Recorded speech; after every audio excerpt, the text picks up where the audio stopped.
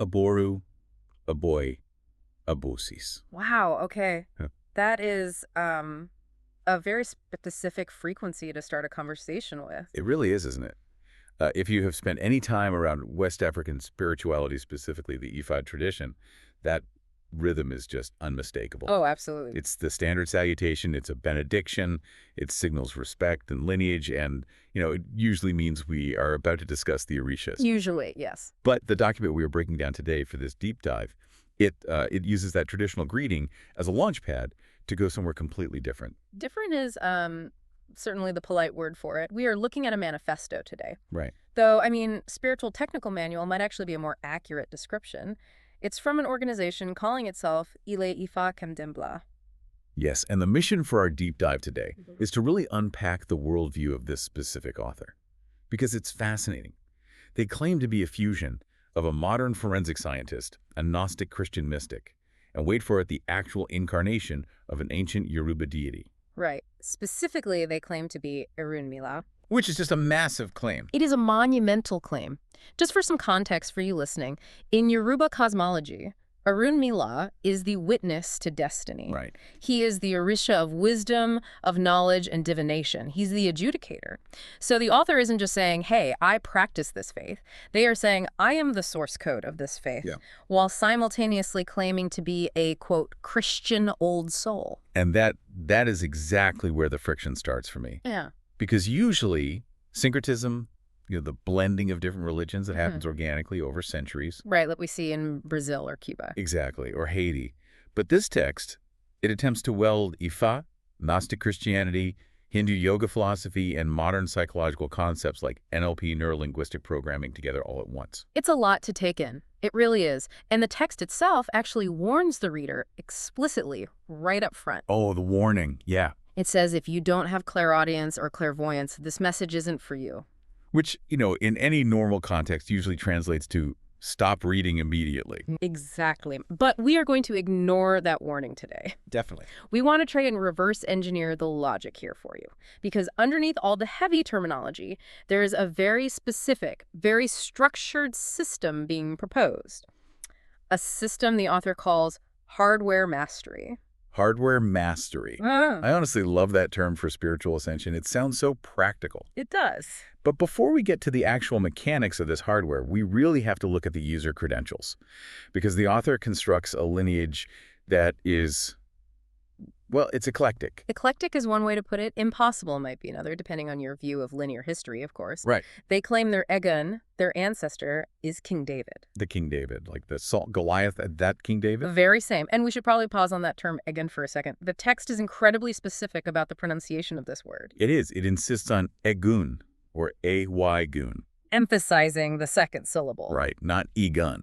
Exactly. And in Yoruba-derived traditions like KämDäm'Blā or Vodun, Egun refers to elevated ancestors. It's this powerful collective force. Yeah. So by insisting on that highly specific pronunciation and then directly linking it to King David, the author is doing something very strategic. They're validating biblical royalty through African spiritual mechanics.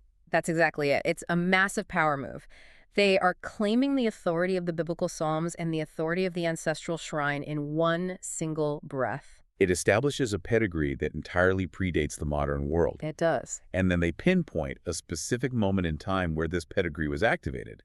They talk a lot about the August 2025 conjunction. Which is fascinating. Looking back from where we are now in early 2026, that astrological event acts as the core origin story for this entire text. Right. The author claims that this specific planetary alignment was the exact moment they ascended. And they offer proof, or their version of proof. This part really struck me. They say they opened a divination mat. Which is a traditional Ifa tool used to communicate with the Orishas. Right. So they opened the mat, and the entity that came through to verify their ascension wasn't an African spirit. It was Yeshua. Jesus. This is the first major pillar of their logic that we really need to highlight. The idea that the tools of one culture can unlock the deities of another. Yes. The author claims a mantle was passed down their maternal bloodline during this August 2025 conjunction.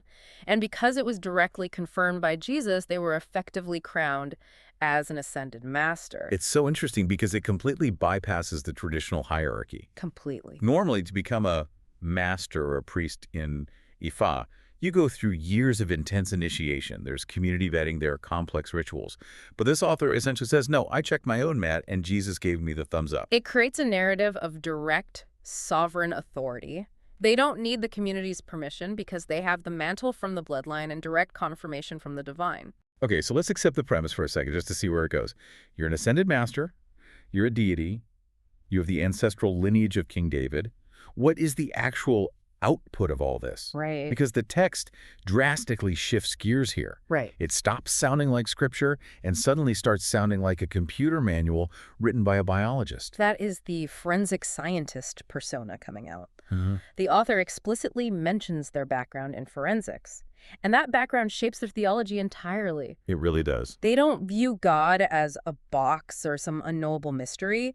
They view God as direct Gnosis, meaning it's knowledge that can be tested, verified, and replicated, just like a science experiment. Hence the term hardware mastery. Exactly. The hardware in this context is the human biological body and the nervous system. The author's argument is that you can't just pray your way into spiritual ascension. You have to physically tune the machine. Because if the receiver is broken, the signal won't come through clearly. Precisely. And the toolkit they propose for tuning the machine is this wild combination of Patanjali's 8 limbs of yoga and NLP. I have to say, seeing ancient Hindu yoga and modern corporate NLP side by side in the same paragraph was jarring. It sounds jarring, but if you look at the function of each, it actually aligns with their logic. Patanjali's 8 limbs are used here to stabilize the body, to turn the noise down so you can reach the gate. Let's walk through that progression because the text lays it out step by step. It starts with yama. Right, yama. The moral foundation, or right living. Followed by niyama. Inner disciplines and purity. Getting the internal house in order. Then asana. Which is the physical posture, the seat of stillness. And pranayama. Mastery of the spirit's flow through breath control. Then we get to pratyahara. This is where it gets deep. Returning awareness to the inner sanctuary, which the author specifically maps to the heart chakra. Next is dharana. Concentration. Reaching the still point. Jhana. Unbroken communion. And finally, samadhi. Absorption. Union beyond all separation. So that entire yogic progression quiets the hardware. It stops the fidgeting and the physical distractions. Okay, so yoga quiets the hardware. Where does the NLP come in? NLP is the software patch. Neurolinguistic programming is a psychological method designed to change behavioral patterns by changing how we use language and process information. So you use yoga to stop the body from twitching, and then you use NLP to stop the mind from looping negative thoughts. Essentially, yes. The goal is to reprogram the subconscious mind with positive affirmations until it is completely scrubbed clean. And they use a very specific phrase for this end state. They call it the empty house swept and garnished.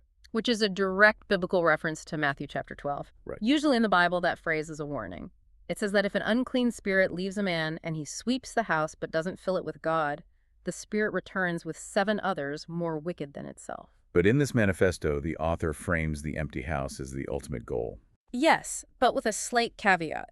You want the house empty of the ego. You want to clear out what they refer to as unresolved projections. And what happens when the house is finally empty? The text drops a pop culture reference here that honestly made me laugh out loud, but it is so crucial to understanding their worldview. It's a great reference. They compare reaching samadhi, that ultimate state of spiritual union, to being on board Morpheus's ship being plugged into the construct. The Matrix. Yeah, they actually went there. It is the perfect metaphor for modern Gnosticism, though. If you believe the physical world is just an illusion or a simulation, then enlightenment is literally just hacking into the mainframe. Wow. The author is saying that if you master your biological hardware, you can plug directly into the astral plane, the construct, and rewrite your own code. So this isn't about finding peace in a quiet meadow somewhere. It's about gaining root access to the operating system of reality. Precisely. It's about gaining access to what they call the gate. And this brings us to the theological synthesis, which is arguably the most complex part of the entire document. You're talking about the retelling of the prodigal son. Yes. This part really twisted my brain. In the standard Christian story, the prodigal son returns home. The father welcomes him with open arms, and it's this deeply emotional story about forgiveness. But here, it becomes about mechanics again. Right, the hardware mastery we just talked about. That is the journey home. You are the prodigal son, and the yoga and NLP are the road you have to walk. But the real question the text asks is, who exactly meets you at the gate when you arrive? And this is the big reveal of the deep dive. The author explicitly links the Yoruba Orishas to the biblical Elohim, the builders of form. Yeah. But then they single out one specific Orisha, Ishu. Ishu, also known as Elegua in some traditions. Can you give us a quick profile on Ishu for anyone listening who might not be familiar with him? Absolutely. In traditional Ifa, Ishu is the trickster. He is the guardian of the crossroads. He is the ultimate messenger. Nothing moves from earth to heaven without Ishu opening the door. He tests you. He creates chaos specifically to force growth. He's the one who throws a wrench in your plans just to see how you handle the adversity. He's the guy who trips you to see if you can fall gracefully. That's a great way to put it, yes. But this author looks at Ishu with all that trickster energy and says, this is the Christ. That seems like a massive contradiction on the surface. Christ is typically viewed as the Savior, the Lamb of God. Ishu is the chaotic trickster. How do they possibly reconcile those two figures? By looking purely at the function rather than the personality. Interesting. The author argues that both of these figures serve as the divine mediator. Think about it. In Christian theology, you cannot reach the Father except through the Son. In Ifa, you cannot reach the Orishas or the Supreme God without Ishu opening the path. They are both the gatekeepers. Exactly. They were both the required interface between humanity and the divine. So when the text talks about this big brother standing on the porch to give you a hug when you finally make it home, that is Ishu Christ. Yes. And that embrace isn't just a simple, I love you. It's more like, you made it. Right. It implies that you passed the tests, you navigated the crossroads, you dealt with the trickster nature of reality, and you didn't lose your way. It is a validation of your hardware mastery. Game recognizes game. In a sense, yes. It's a profound embrace for those who have mastered the hardware and made it back to the gate, while still maintaining their connection to the physical world. But that begs the question, why do we need to master the hardware in the first place? What are we trying to escape from? Because the text gets remarkably dark at this point. It does take a turn. It introduces a set of antagonists that sound like they walk straight out of a sci-fi horror movie. The Archons. Watchers, now Archons, is how the text specifically phrases it. This is pure Gnostic conspiracy theory. In ancient Gnosticism, Archons are the rulers of the material world. They are often depicted as malevolent jailers who actively want to keep human souls trapped in the physical realm so they can't return to the true God. But again, our author gives them a very biological, almost clinical description. They do, and this ties right back into their forensics background. They don't describe them as demons in a traditional sense. They describe the Archons as spiritual parasites. Again, talk about a blood pack. Right. The idea here is that these entities don't just float around randomly attaching to people. They attach to specific family lineages. Wow. They maintain autonomy within a host bloodline via a spiritual contract, a blood pack. And they literally feed off the trauma, the drama, and the negative energy of that family, generation after generation. That is terrifying. It completely reframes your everyday family drama as a parasitic infection. Yes. It's not just, oh, my family's a bit dysfunctional. It's, my family is being actively farmed by interdimensional entities. It is a heavy concept, and it perfectly positions the author's work, this entire KämDäm'Blā organization, as a, quote, healing science and technology ministry. Because their stated job as the Inquisitor Divine Mediator is to break those contracts. It's spiritual litigation. Exactly. The author claims that they have been given Loa ancestral spirits from the underworld. From their paternal line. Yes, from the paternal line. And these spirits act as a sort of cosmic enforcement squad. Their job is to go into the lineage, adjudicate the blood pack, and free the descendants from this karmic cycle return. And they actually tie this liberation back to a specific ancient location. They mentioned being freed from the island of Unal. Which links directly into the Atlantis mythos. Right. Unal is often cited in esoteric texts like the readings of Edgar Cayce, for example, as being a central part of Atlantis. So the author is claiming to be an ancient soul freed from a lost civilization who is now here to break the parasitic contracts of the modern world using forensic science, Hindu yoga, and NLP. When you summarize it all in one sentence like that, it sounds incredibly dense. It does. But when you actually read the text, it is surprisingly structured. They have identified a clear problem, which is the Archons. They have a clear solution, which is hardware mastery. And they have a very clear goal. The end game. The choice. Yes. The text presents a cosmic ultimatum. It says you can either face God or you can ride the rapture out of physical existence. And to do that, you need to reach what they call the soul reunion station. Which is what provides spiritual sovereignty. The core concept here is neutralizing all of your karmic debt. Right. If you owe absolutely nothing to the universe and you owe nothing to the archons, meaning your blood pack is fully broken, then you are completely free to leave.